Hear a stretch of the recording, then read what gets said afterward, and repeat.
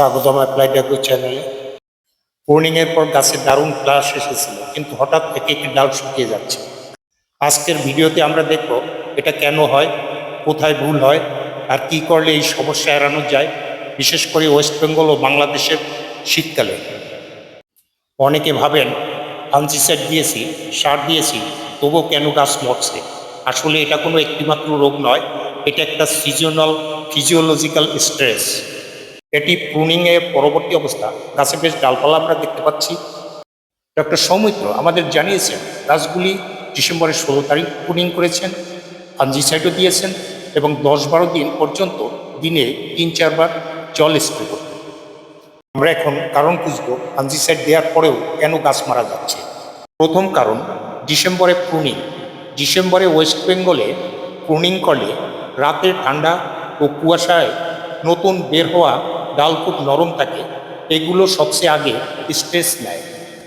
দ্বিতীয় কারণ, অতিরিক্ত ওয়াটার স্প্রে। দিনে 3-4 বার স্প্রে, শীতে এটা সবচেয়ে বড় ভুল।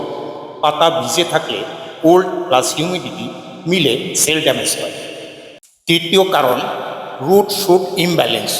উপরে জল, নিচে ঠান্ডা ভারী মাটি, রুট ঠিকমতো শ্বাস নিতে পারে না আর শুট টিকে থাকতে পারে না। চতুর্থ কারণ, ফাঙ্গিসাইড থাকলেও সমস্যা কেন?